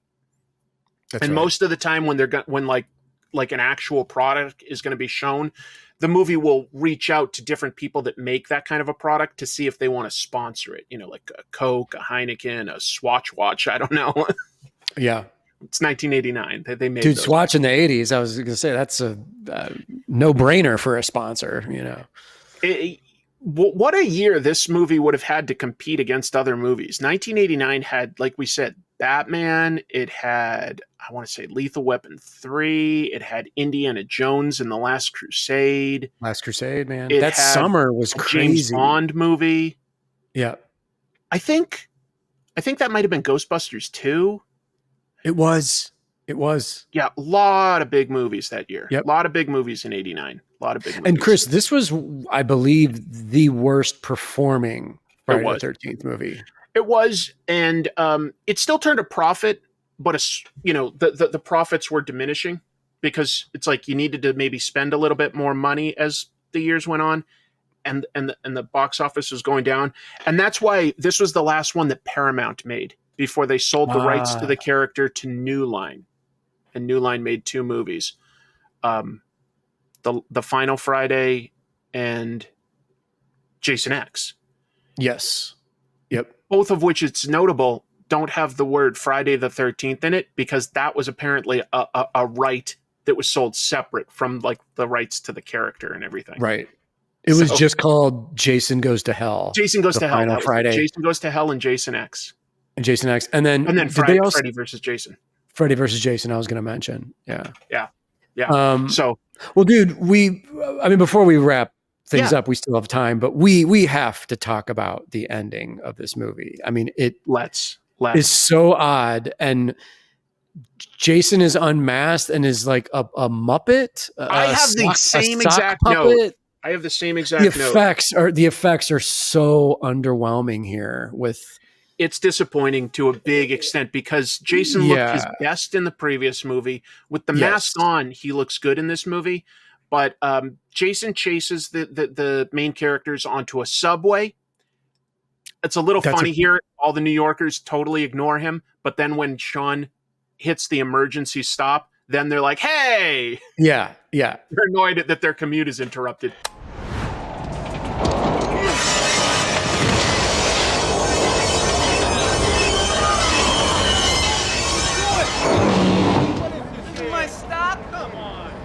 Jason keeps chasing them. A bunch of stuff happens. They end up in the sewers. And Rennie, cornered, reaches for a bucket labeled toxic waste. What? This movie has more or less still been in the real world until now. It's like there's logic gaps, but it's the real world. Now Rennie has a bucket that's called toxic waste. She throws it into Jason's face. His mask instantly dissolves and his face looks terrible. It's so weird. It's like a puppet. It doesn't look like a deformed guy. It's like this gray puppet. It looks terrible. Yeah. Stunningly bad. Don't know what they were thinking. I don't know what that was Unlike about. the Halloween movies, Jason usually gets his mask taken off at some point in each movie. We get like a glimpse of his face in every movie, and he's got some cool, creepy looks. I would say, with the mask off, this is his worst. This is his worst. Yeah, I agree. Yeah. It's funny too, man, because before they find the bucket labeled toxic waste, they encounter like a sanitation worker in the sewer. Right after that.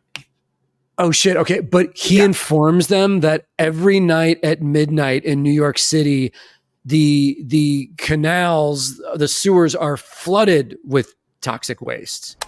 Toxic waste, son. The sewer floods out with this stuff every night at midnight. Less than 10 minutes from now. And he says it very nonchalantly. Like the actor, actually, I'll give him credit because if you're not really paying attention, you're just like, But think about what he's saying there. The sewers flood with toxic waste every night at midnight? What? Yeah. What world are we living in? Does the EPA know about this? Like, does the city of New York know about this? And so sure enough, like Jason shows up, kills the sanitation guy. The kids start climbing a ladder, but the grate is locked. Jason's grabbing at them. Here comes the flood, and it begins to dissolve him. And I don't know how to describe this. I'm trying to think of like how to, but I can't make sense of it. When the water recedes, Jason has been transformed back into a little boy.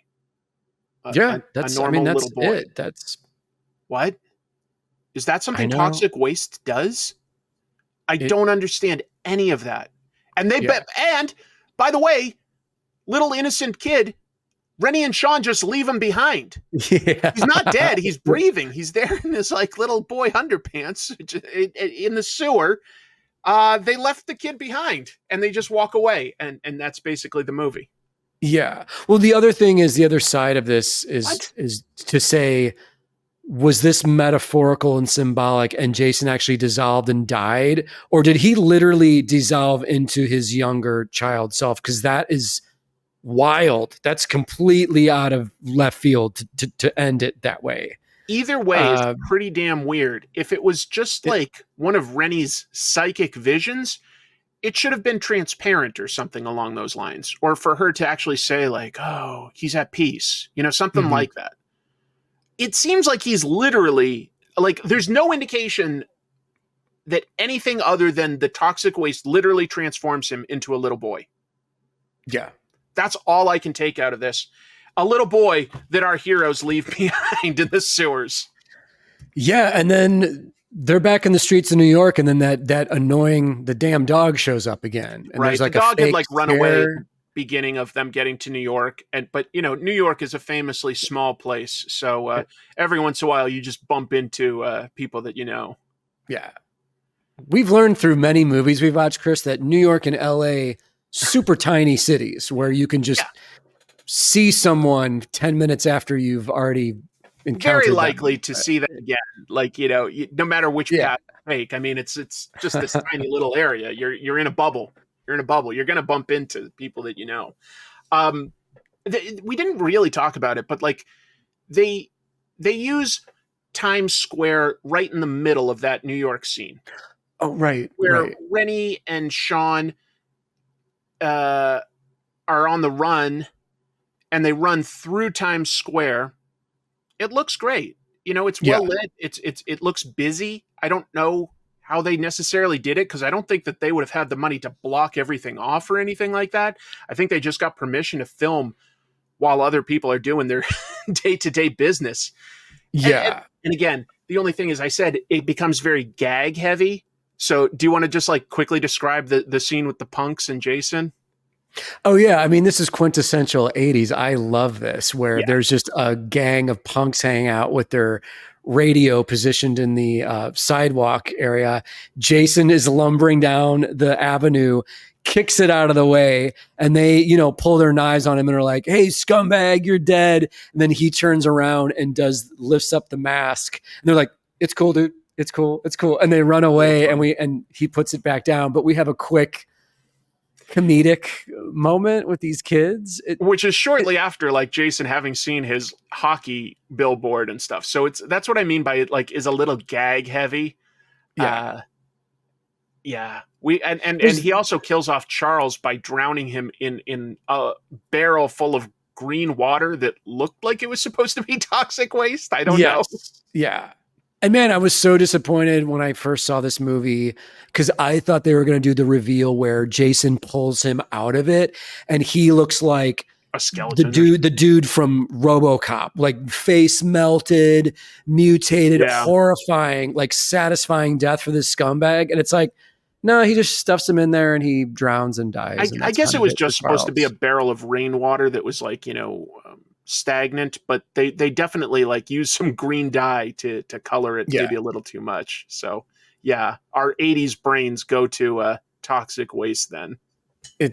Well, my brain always goes to RoboCop anyway, just because it's the greatest movie ever made. But RoboCop is so that's just me. Good. So damn good. Like the older I get, the more impressed I am with the structure and the themes and stuff that are in there, because on a surface level, it's this like violent action movie. It's crazy, but it's got a lot of heart too. It's got a lot going on. Dude, I think it's a perfect movie. I think it's like, I think it's structurally the way it's shot, acted. It's so. I do not think 8 is a perfect movie. I do not either. I'm trying to think if I was ranking, all of the Friday the 13th, like where it would fall. There've been like 12, and 8 would probably be towards if it's not the worst, it's like second or third worst. I got to think that one. Yeah. Me personally, I still enjoy it though. Let me make that clear. It's bad. It's dumb. It's not as good as some of the others. I still enjoy it. That's me. Me too. Do you have a least favorite or a most favorite in this series? It's hard to say, but I'm one of the people that lean towards 6 and 4 just because I think they're quintessential Jason they're so movies good. and they're well made. But I also 1, 2, and 3 I still join a lot because it's setting up the mythology and it has the more kind of like late 70s, early 80s slasher vibe of like, hey, we're laid back and then we're doing our thing. And then suddenly people are getting killed and short shorts, white guy afros. Yeah, like, exactly. Tennis socks up to like the knee. No, it has an aesthetic to it. I agree with you. Yeah, it's kind of funny that it took like 3 movies to sort of cement who Jason was and what he looked like. You know, Jason wasn't Jason until like halfway through the 3rd movie. Yes. And then the 5th one isn't him. And then they started like right around 7, or really, no, actually the first 4 are just like killers. But then we just did 5, Copycat. Mm-hmm. And then after that, he's a supernatural being, you know? So like they're doing some weird stuff after that. Yeah. And then when you get to like Jason Goes to Hell, there's all this new mythology introduced with him being a slug monster that can jump into other people's bodies. And then with 10, with Jason X in space, I mean, that's just pure gonzo. That's like, I enjoy it on that level. An awesome, crazy movie. Tons of kills. No rules. That one, they knew they were making. It's the whole thing's a joke. Yeah, kind of. It still has a couple really good kills, like the lady that like he puts her head in the cryo freeze and then smashes it on the counter. That's pretty brutal. Awesome. That's a good one. 7 had the sleeping bag kills. That was a really good one. Do you have a favorite kill in the series? I'm trying to think that through, because it's probably not for me in either 5 or 8. But the sleeping bag was pretty damn good. There's the legendary Kevin Bacon kill in the first movie. Tom Savini working his magic, the arrow through the neck. That looks good. Looks brutal. Pretty horrifying when you still watch it. Yeah, because it's slow. And they linger on it in a way that these 2 that we just reviewed don't. Yes. Or I think it was the second one had the jock that like had gotten injured, so he now was paralyzed and he was in a wheelchair. Oh, and shit! He gets, like at one point he's just like out like looking for his friends, and he gets like a machete to the face and then like falls down the stairs. Yeah. That's a pretty brutal one. Pretty gruesome. And Chris, don't forget Crispin Glover, the corkscrew. So Ted, where the hell's the corkscrew? Ted, where the hell's the corkscrew? Right in the hand. Just my calculator says you're a dead fuck. Yes. Number 4 is my favorite, I think. And there's a lot of fun stuff that's going on in there. But tonally and everything and character-wise, that one actually feels the closest to a real movie. Yeah. The 4th one in a series of like 11 or 12 movies. We should just fully do it at some point. We should like maybe like if we come back, we should just do them in chronological order, minus like these sort of underperforming ones or something. Yeah. I don't know. This was an awesome one to do as just a one-off, though. Like, I know we talked a lot, but I think it's because we're kind of passionate about these films in a way. Yes, it's just I don't know. Friday the 13th is fun in a way that some of the other horror franchises could be, but there's a consistency where I don't expect it to be excellent. Whereas, for instance, Halloween and Nightmare on Elm Street, the first ones in both of those series are, I would say, top tier horror. Yeah. And they kind of like go downhill, you know? But Friday the 13th was always sort of schlock. I agree, man. They started off blatantly as a ripoff of Halloween. Yeah. Unapologetic ripoff of Halloween. And then it made enough money that they're like, let's make 2, let's make 3, let's make part 4. And it just kept going. I would love to see more. I hope that they can get all the rights managed and come up with a good idea. Yeah. There was talk of a Crystal Lake TV show. Is that, I don't know if that's still happening. I don't know where that is. I will say this, though, since we're talking about this, and I don't know when I'd have a chance. There's a fan film out there. Actually, 2 fan films, like they're sequels to each other. It's on YouTube, and I forget the name of it, but it's like it's very minimalistic, but it takes place during the winter at Crystal Lake, and it has the actor who played Tommy in Part 6 playing Tommy. Oh, Wow, no kidding. Okay. Let me look it up real quick to see what the name of that is, because it's really cool, actually. Dude, that's awesome. Mm-hmm. Yeah, it's minimalistic, like, because it's only got like one or two characters, but it's actually quite well done.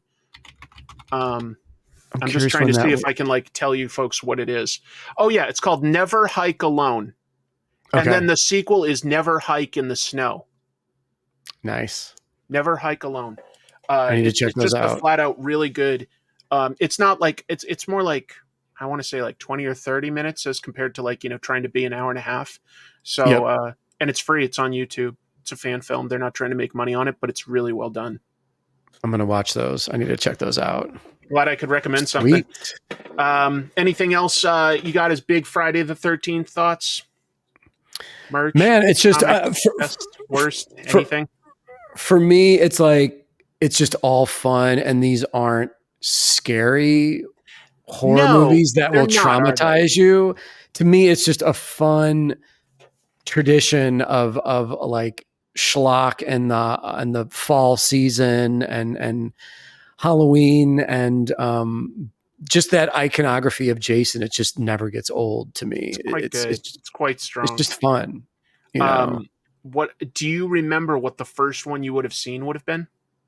The first one I fully sat through was 6. So I remember a buddy of mine had a slumber party for his birthday. We were all like 12 or 13 years old, and it was kind of like all of us being tough around each other. Like we're going to do it. We're going to sit through. We're going to be able to watch this. We're going to watch the whole thing. Like, and inside though, I was like, how freaky is this going to get? How scary is this gonna get? And it's not. And it's not. You realize once you conquer one movie, you realize like these aren't scary movies. They're silly. I agree. I always had I think an early horror movie that I saw that I thought was going to be way scarier than it was in terms of like what it shows is actually Texas Chainsaw Massacre, which is a scary movie. But you'd be surprised at how little blood there is in the first movie. Yep. Even though it's violent, it's scary. It's good. It's a good horror movie. It is scary. But like when I saw that, I was like, oh, there was nothing I really felt I needed to cringe and look away from. So maybe some of these other horror movies aren't quite as bad as I like feared they would be. That was for me to realize.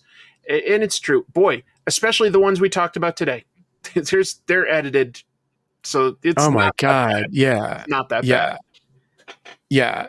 I don't think there's anything horrifying or necessarily offensive, unless, like I said, more nudity in 5 than there is actual blood and gore. Oh yeah. I'd agree with you there. Anyway, yeah, we've got lots of random thoughts. I'd be curious to hear in the comments things like, your favorites, your least favorites for either movies, kills, Jason looks, anything like that, like big thoughts on this franchise. Please let us know in the comments below, because this is a fun one to talk about. Any fans of, Teddy Bear out there from number 4, Teddy and Crispin Glove, whatever Crispin's character was named. I don't remember, but doesn't matter. All that matters is his dance. Yeah. And the Doublemint twins, that comedic beat where they're like, man, we need to meet some girls. And then the 2 girls roll up on their bikes at that moment, the 2 twins. It's incredible. Anyway, we could keep going forever. We can wrap with plugs. We can wrap with plugs. What do you want to plug, Jim? I'm still plugging the pre-launch for my big Kickstarter creator-owned book. It's called Defective Comics Presents Savage Street Vigilante. Jamie is showing you guys my cover right now on the screen. And then after that, we'll show Mike Huddleston's incredible variant cover that he did that will be available. So guys, if you can, go to the link below, do me a favor, sign up for the pre-launch. I'm trying to get 1,000 pre-launch people signed up. Yeah. By October 1st is when the campaign goes live on Kickstarter. I think that's a very reasonable and realistic goal, and it makes sense. And I have seen a little bit of it, folks. It looks so fun. Jim's, I can tell, like you always do good art, but I can tell like when you get like your own idea that you're passionate about, you push yourself to try little new things artistically. And I can just sort of see that you're it's not just a story that you're pushing yourself artistically with some of the techniques that you're using. It's beautiful. I can't Thanks, wait man. to see more. I can't wait to read the whole thing. Thank you. Definitely recommend that. Please Yes. hit things like and subscribe for us. We love doing this show. We'd love to grow it. Yep. That's all up to you guys. Share Yeah. it with somebody. And then I've got my show, Comic Tropes, different channel, but I do analysis on comic book techniques and history. Right now I'm working one on what artists like Steve Ditko and Don Heck and Jack Kirby thought about the Marvel method. That's cool. Doing some research on that. It's a deep dive. That's a good one. Yeah, it should be interesting when I'm done. Anyway, really appreciate your support. Anything else you got to mention this week, Jim? That'll do it. And as always, thank you to our wonderful editor, Jazzy Jamie Wood. Couldn't do it without you, buddy. And we couldn't do it without all you guys watching. And comment below. I do want to hear people's Friday the 13th stories and comments and thoughts. Definitely. Jamie, hopefully, this one is going to earn you enough to buy a nice big plate of haggis. And just remember, everybody, keep it trashy. For sure. For sure. I'm going to salute too. The Vi, Chris, the Vi dance.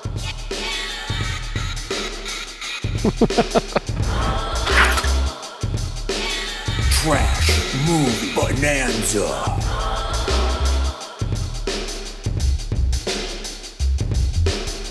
Like and subscribe.